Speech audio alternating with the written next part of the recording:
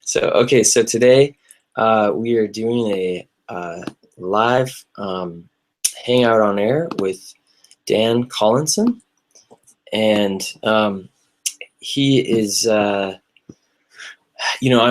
really interested in positive psychology personally, and I love connecting with anybody in the field of positive psychology, and that's kind of why I wanted to, why I reached out to you, Dan, and I'm actually applying to the MAPP program at UPenn in the fall, or for the fall of 2016. Great. So yeah, I love positive psychology, and thought it'd be really interesting to just talk to you about kind of your take on positive psychology and what what you're doing and everything. So but yeah, so for maybe those who don't know, who maybe watch this later, what is a MAPP degree? Because you have a MAPP degree, and so maybe talk about that a little bit. What is that actually? And I mean, I know, but maybe tell people what that is in layman's terms. Sure. So MAPP stands for Masters in Applied Positive Psychology. And I think there's probably only around 12, maybe 13 universities around the world that run the full MAPP course itself. I'm from the UK, and there's only 2 in the UK currently. So I graduated last year. Okay. So I was on the first cohort from the Bucks-New University MAPP course. Yeah, which is quite handy because it's quite nearby to me. And I did it part-time because I'm a mature student, or I was a mature student. So I had a full-time job, and it was really about fitting it in around a full-time job. So I did it over 2 years. Some people do it over 1 year. And it was one of the best experiences of my life. That's really awesome. So what got you interested in positive psychology in the first place? Like what made you want to do a MAPP course? Many years ago, I was in my job. I got promoted to team leader in management roles, and it wasn't just money that was motivating people. I wanted to find out different ways. So I wanted to find out the sort of psychology behind what motivates people. So I started reading a lot of self-help books to see if there are ways that I could help my staff to improve their performance and to also be happier at work. And then I read Authentic Happiness when it must have just first come out by Marty Seligman. And I think that sort of got me on my journey. And at the time, so this is probably going back nearly 10 years ago. So it's quite a long time ago. And I think the only course then was at UPenn. That was the only course in the world. Right. And I thought, well, I'm not going to be able to get over to America to do that. So I thought it's just a pipe dream. I just did some more reading around it. And then probably, about 4 years ago, I noticed that there was one in the University of East London here in the UK. And then I applied for that. And at the same time, I noticed that the new one had just come out of Bucks-New University. Because that's so close to me, I'll apply for it. I got accepted. And then, so I was part of the first cohort of that group. I'm now an associate lecturer on the course. Wow. As well. So, I do some of the modules and some of the teaching on that, which is great because you get to learn from all the, from different perspectives of new people coming into the field, which is fantastic. Yeah. That's amazing. Well, that's really cool. And so when is it that you how long has it been since you graduated and started, I guess? So graduated last year. Okay. Submitted the dissertation and got it marked end of November last year. Okay. So since then, myself and a person on the course started our own company called Positive Psychology Learnings. Thank you for sharing that URL. And so, we're doing work with a whole range of people. So we're running our own courses. We're doing consultancy. My colleagues doing a lot of research into positive aging. So that's becoming quite an important concern for a lot of countries now, where we're having aging populations. Sort of the burden on the welfare state to support people. I myself am doing a lot of work with strengths and for strengths and recruitment and people who have a disability, and getting them into employment and remaining in employment as well. So that's a little bit of research that I'm currently working on. So there's lots going on.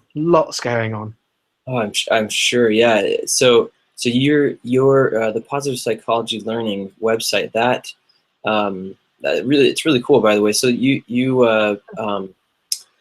focus mainly on strengths training, or do you, a lot of different things that you were just talking about? What's the main kind of focus of that business? We focus. We say the 3 C's: so courses, coaching, and consultancy. Great. My area, my passion is strengths. Business partner Leslie, she's very much into positive emotions. She's author of a book, The Science of Laughter. So she does a lot of work around positive emotions and laughter. Those are the key areas that we work in. That's really cool. Also, I don't know if you know about this, but there's a website called thepositivepsychologypeople.com. Oh, I'll have to look that up. Have a look at it, because we co-founded that. And really, it's like a free resource for people interested in positive psychology, from people who are just starting out and just want to know a bit more, to people who are academics, because we have things in there like useful research articles for people to read, and it might be part of their dissertational or assignments. It can be really useful. We have almost like a different new blog a day, which you're more than welcome to contribute to as well. We welcome newcomers to submit their blogs, because everyone has different points of view. It's great. So that was launched March this year, and we've got something like 22,000 members now, just on the Facebook page alone. So it's a nice free resource for people. So it's Positive Psychology People. Is it .com or .org or .com? .com. Okay, perfect. I will look that up. That's really awesome. It looks like there's so I've been trying to build a little bit of a community on, or at least a list, I guess, on Twitter, which I added you to. Yeah. Yeah, absolutely. And and it's really interesting to find these different communities on. There's another one on on Facebook. I've seen there's, I think it's called Positive Psychology Program. Yeah. But I'll have to look at the Positive Psychology People. That looks really cool. And I was noticing, and I'm going to go do some research on this after our call here, that Google Plus actually has quite a few people in the positive psychology community as well. So I'll jump on that. But I'm a bit of an organizer. I like to kind of bring people together if I can, if they haven't already. And so that's really neat. So I was going to ask, what's your favorite part of positive psychology? What got you interested? So, a couple of things right now is what I'm focused on, and I'm trying to really zero in on what my platform would be to apply for the UPenn program. But two areas that I'm really interested in. The first one is so there's a project that's going on right now that's called the World Wellbeing Project, and it's at the Positive Psychology Center at UPenn. And there's a really interesting TED Talk that was given by one of the main, I guess, researchers within that project, and they did this kind of huge crowdsourced data project where they took all the tweets from Twitter. And I believe it was just in the United States. I don't think they did it worldwide just for language purposes. But I don't know. They may have had the UK as well. I don't know. Anyways. I think it's worldwide. Because did you go to the Positive Psychology Conference in June? The IPPA? I didn't. No, I really wanted to. Marty Seligman was mentioning this study. And I think he said it was worldwide because they could predict the world's well-being or happiness levels at a given Okay, time. yeah. Okay, that's interesting. So I think so they've done it with Twitter, that with Yeah. tweets, the Twitter updates, and I worked in search engine optimization for a few years, and I'm an internet marketer, Yeah. and but SEO is something that I've been doing, and I'm really interested because Google has a public record, I guess you could say, where anybody can tap into it and see what people have been searching for. And so I'd like to connect with. I've reached out to the guys in charge of that World Wellbeing Project with regards to Twitter, and so I think it'd be really interesting to plug the same kind of index of perma words, or search terms, into Google, because billions of searches happen every day. So, anyways, I think that'd be a really interesting thing to find out. And then on the other side of things, kind of more towards what you are doing, I'm really interested in with regards to business. I think positive psychology can really help businesses connect with their customers. And so there may be a little bit of ethical, like business ethics with regards to, I don't know, academic study of that, but I'm really interested in that, and kind of specifically with social media. I think social media is such a huge part of business right now that teaching businesses positive psychology and principles of positive psychology will really help them to connect with their customers. And I think there's a lot of people who use positive psychology to help train and make their employees better, so that their internal systems work much better and everybody's happier. But I'm really interested in having businesses connect with their customers using positive psychology as well. So, anyways, I mean, lots of things, but those are kind of two main focuses that I've chosen so far. Yeah, brilliant, excellent. Well, when will you find out about your application? I believe I won't be able to know until June, but I believe so. That March, they don't even look at the applications till March 1st.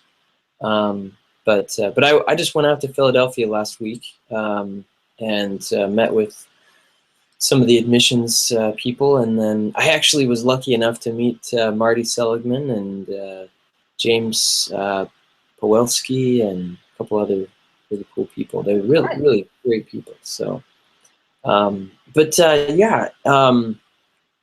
I'd love to. So you've mentioned a couple things here. I'm really excited to talk about this, or to look at this positive psychology people. And what are some of the other kind of, maybe some of your favorite books? You mentioned Authentic Happiness, but books and resources about positive psychology. So yeah, I think that's the book that got me into it first of all, Authentic Happiness. I love a lot of Alex Linley's work on strengths. So Average to A+ is a really good book. It's a strength book. He also edited the Oxford Handbook of Positive Psychology and work, which is a really good reference material. Yeah. And then, because I'm doing a lot of work with people with disability, I like the Oxford Handbook of Positive Psychology and Disability is another good reference piece. I may be slightly biased, but one of the course leader on the MAPP course at Bucks has just co-authored a book called The Second Wave of Positive Psychology, which is actually not out, but Amazon sent me a copy anyhow, so I've got it early. It's out next week, I think. But that's looking at taking a look at the negative side, in inverted commas, and not necessarily dismissing it, which I think is needed, because and it may be a cultural thing, but in the UK, the sort of yellow smiley face, people sort of go, well, it can't all just be be like that and Pollyanna. And so I think positive psychology's had some bad press as a result. Whereas this is saying, well, no, it's not all that. You know, there are going to be rough times, but it's about helping people through those times. So those some of the books that just come off the top of my head. Michelle McQuaid has done a brilliant book on Strengths Blueprint. Okay. Which is fantastic. And then some of the sort of well-known books like The How of Happiness by Sonia Lubinersky. Barbara Fredrickson's work as well was really good. But as I say, I focused a lot on strengths in my research. So Ryan Niemi from VIA, he said some great stuff as well. Yeah, that's awesome. That's really great. So yeah, with regards to the Bucks program, if you don't mind me asking a couple of questions about that, because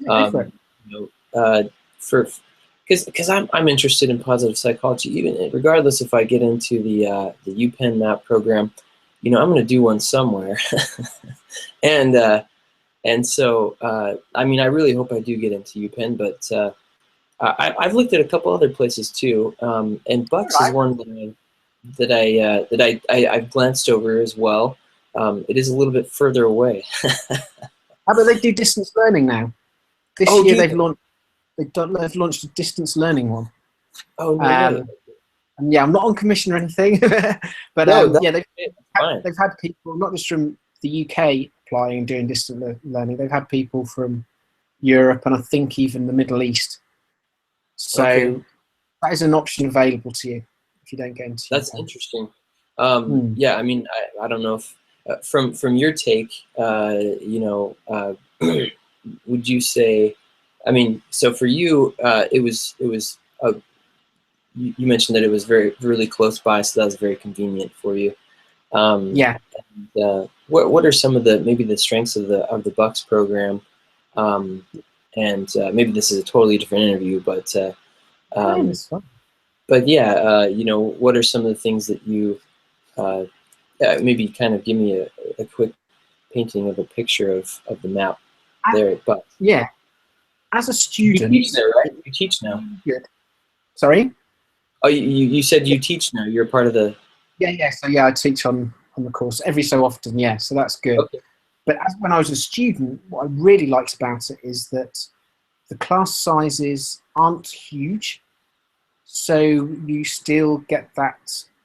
You get a lot of support and personal attention from the course leaders. So I think this year they've probably got about 40 people on in-person and the distance learning. So yeah, the support on it was just unbelievable, really good.